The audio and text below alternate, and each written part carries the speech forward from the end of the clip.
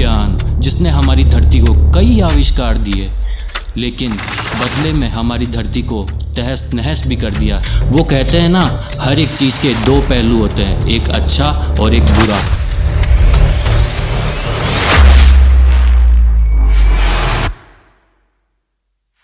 हम जिन्हें लाखों करोड़ों सालों से भगवान मान रहे हैं, क्या वो कोई परग्रही तो नहीं थे? क्योंकि हमारे सभी भगवान, चाहे कोई सा भी धर्म क्यों ना हो, सभी धर्म के भगवान के पास कुछ ना कुछ सुपर पावर्स होती थी। उन्हें एंशियंट टाइम का एक टेक्नोलॉजी डिवाइस और कार्बन डेटिंग करने पर जब इसकी एज पता की गई तो पता चला कि वो डिवाइस 2000 साल से भी पुराना है। कि हमारे पूर्वज इलेक्ट्रिसिटी को बनाना, प्रोड्यूस करना और यूज करना काफी अच्छे से जानते थे।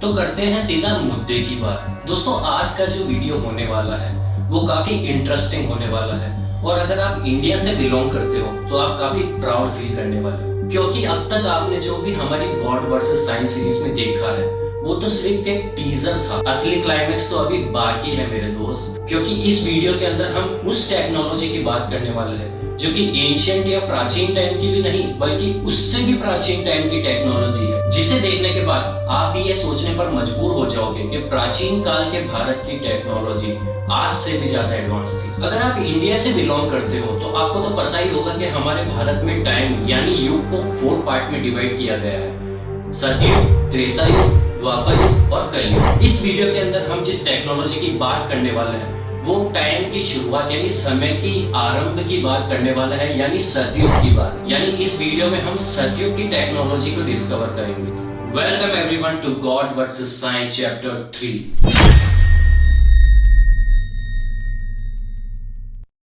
वो कौन थे? वो कहाँ से आए थे? वो पीछे क्या छोड़ गए? हमें इतना आधुनिक क्यों बनाया? क्या वो वापस आएंगे? God versus science.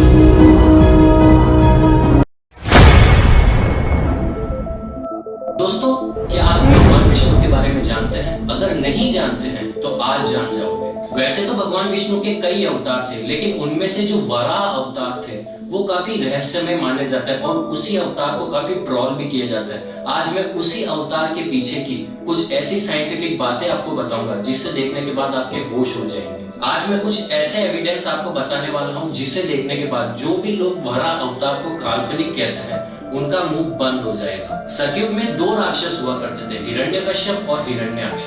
इन दोनों भाइयों को वरदान मिला हुआ था लॉर्ड ब्रह्मा से, जो कि ये था कि इन्हें कोई भी भगवान, इंसान, दैत्य, राक्षस जो कुछ भी उस टाइम को एग्जिस्ट करता था वो उन्हें मार नहीं सकता था। इन दोनों भाइयों में से जो हिरण्याक्ष था वो भगवान विष्णु को अपना सबसे बड़ा दुश्मन मानता था। उसने कई बार भगवान विष्णु को युद्ध के लिए भी ललकारा, लेकिन भगवान विष्णु से युद्ध करना तो छोड़ो, वो कभी उन्हें देख भी नहीं पाए। और बहुत बार ललकारे जाने पर भी जब भगवान विष्णु युद्ध के लिए नहीं आए तो तंग आकर उस राक्षस ने पूरी पृथ्वी, छोटा मोटा पत्थर नहीं कह रहा हूँ गाइस, पूरी पृथ्वी को ही ले जाके समुद्र में छुपा दिया था। और एट द सेम टाइम पूरे यूनिवर्स का बैलेंस बिगड़ने लगा। तब भगवान विष्णु को वराह अवतार लेकर आना पड़ा, और भगवान विष्णु ने वराह अवतार लेकर हिरण्याक्ष का वध किया और पृथ्वी को वापस सोलर सिस्टम में स्थापित किया। मुझे पता है गाइस, ये कहानी आपको बिल्कुल भी रियल नहीं लग रही होगी किसी भी एंगल से। डोंट वरी, चलते हैं इस कहानी की साइंटिफिक प्रूफ की तरफ। सबसे पहले बात करते हैं उस समुद्र की जहाँ पर हिरण्याक्ष ने पृथ्वी को छुपाया था। अब आप लोग सोच रहे होंगे कि समुद्र तो पृथ्वी के अंदर ही है,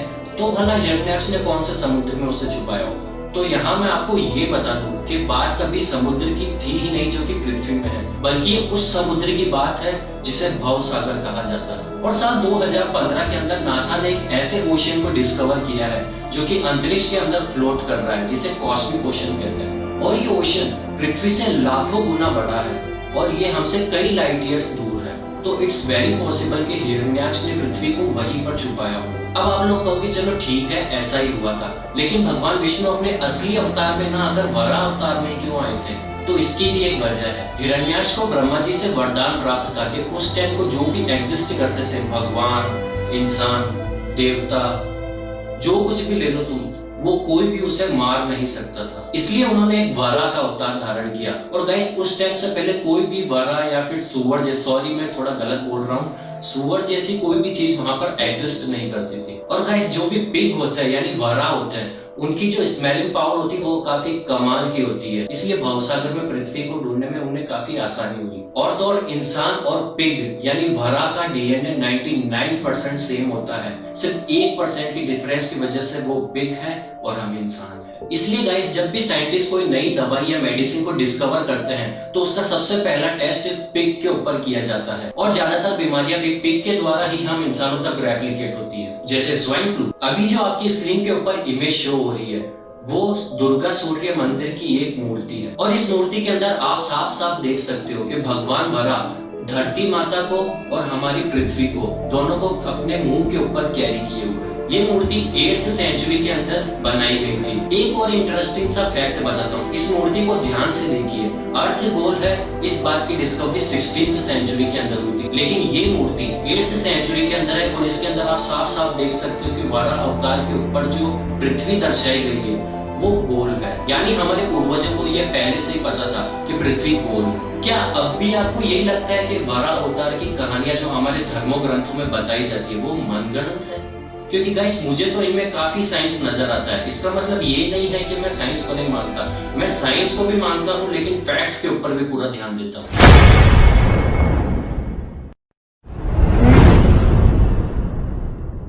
सतयुग में एक राजा हुआ करते थे जिनका नाम रेवतक था। और उनकी एक बहुत सुंदर सी लड़की थी जिसका नाम रेवती था। और रेवती की बचपन से एक इच्छा थी कि वो इस धरती के सबसे शक्तिशाली इंसान से शादी करे। और उस टाइम को राजा रेवतक और रेवती ने पूरी धरती को छान मारा, लेकिन जब भी उन्हें कोई शक्तिशाली पर्सन मिलता तो उससे भी शक्तिशाली और एक पर्सन मिल जाता था। तो वो काफी कंफ्यूज हो गए थे। और कंफ्यूजन के मारे राजा रेवतक ब्रह्मा जी के पास जाते हैं। और ब्रह्मा जी के पास जाने के बाद ब्रह्मा जी उन्हें श्री कृष्ण के बड़े भाई बलराम जी का सुझाव देते हैं। और जब वे दोनों पिता बेटी वापस धरती के ऊपर आते हैं तो वो देखते हैं कि सब कुछ बदला बदला सा लग रहा है। उस राजा को अपना महल वहल कुछ भी दिखाई नहीं दे रहा था, सब कुछ जैसे गायब हो गया हो। और वहाँ के सभी इंसान उनके आकार से काफी छोटे नजर आ रहे थे। तब उन्होंने परेशान होकर बलराम जी का रास्ता पूछा। लोगों से पूछते पूछते वो आखिरकार बलराम जी तक पहुंच ही गए। तब राजा ने ये सब कुछ बदलने का कारण बलराम जी से पूछा तो बलराम जी ने उन्हें बताया, आपने कुछ क्षण ब्रह्मलोक में बिताए और आप जब तक ब्रह्मलोक में थे तब तक पृथ्वी पर सतयुग और त्रेता युग बीत चुके और अभी द्वापर युग चल रहा है। इसीलिए आपके शरीर का साइज हमारी तुलना में काफी बड़ा है और आपके सामने सभी इंसान काफी छोटे नजर आ रहे हैं। उसके बाद राजा रेवतक ने अपनी बेटी की शादी बलराम जी के साथ करवा दी। अब आते हैं मेन फैक्ट पे। ब्रह्मलोक में टाइम की गति और पृथ्वी पर टाइम की गति अलग अलग है।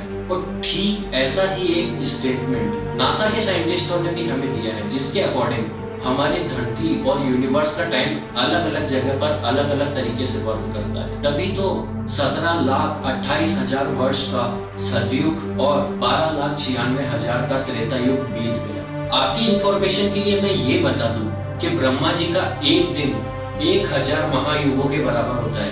एक महायुग 4 युगों से मिलकर बना होता है। यानी हमारे 4 अरब 32 करोड़ वर्ष का उनका सिर्फ एक दिन होता था और एक रात भी होती थी जो कि इसी ड्यूरेशन की इक्वल होती थी। साइंटिस्ट ब्रह्मलोक को तो कभी नहीं खोज पाए, लेकिन उससे मिलती जुलती चीज जरूर खोज ली है और उस चीज को सुपर मैसिव ब्लैक होल के नाम से जाना जाता है। और ब्लैक होल में भी सेम सीन है। अगर आप ब्लैक होल के पास में कुछ देर बिताओगे तो पृथ्वी पर 10 से 20 साल बीत जाएंगे।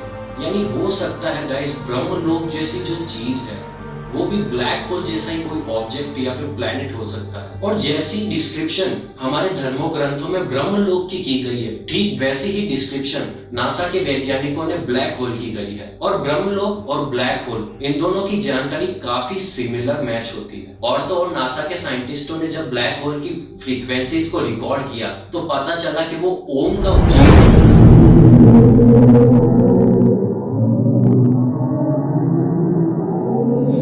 सब कुछ देखने के बाद गाइस इट्स वेरी पॉसिबल कि ब्लैक होल और ब्रह्मलोक एक ही चीज हो।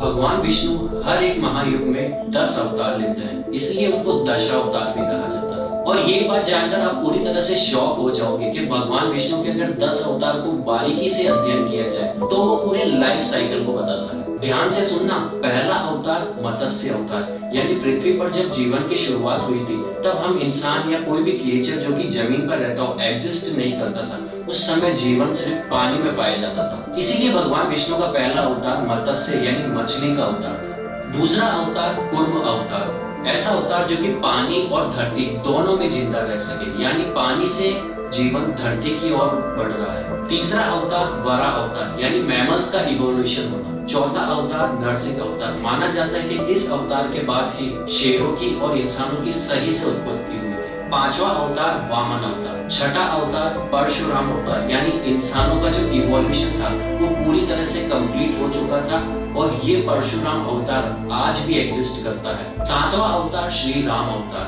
ये अवतार आदर्श और बुद्धिमत्ता को दर्शाता है, यानी इंसानों के अंदर मेंटली डेवलपमेंट होना। आठवां अवतार श्री कृष्ण अवतार, यानी एक मॉडर्न ह्यूमन का इवोल्यूशन। नौवां अवतार बुद्ध अवतार, यानी दुनिया में शांति और अमन कायम करना। 10वां अवतार कल्कि अवतार, यानी जो आजकल के इंसान जो कि पाप, अहंकार और भी पता नहीं किन किन बुरी चीजों में पड़ रहे हुए हैं, जो रास्ता भटक गए, उन्हें सही राह दिखाना। तो ये थी कुछ साइंटिफिक थिंग्स जो कि सतयुग यानी समय के आरंभ से जुड़ी हुई है। और गाइस, इसके अलावा भी कई सारी टेक्नोलॉजी सतयुग में एग्जिस्ट करती थी जिसे इस एक वीडियो में कवर नहीं किया जा सकता है। अगर आपको ऐसी वीडियो देखनी है तो आप कमेंट सेक्शन में जरूर बता दीजिए। अगली वीडियो में हम डिस्कवर करेंगे त्रेता युग की टेक्नोलॉजी को। अगर आप भी हमारे साथ त्रेता युग के शेयर पर चलना चाहते हो तो इस चैनल को सब्सक्राइब जरूर कर देना और इस वीडियो को भी लाइक जरूर कर देना। और वीडियो कैसा लगा नीचे कमेंट सेक्शन में जरूर बताना। आपके कमेंट करने से बहुत हिम्मत मिलती है। Thank you for watching.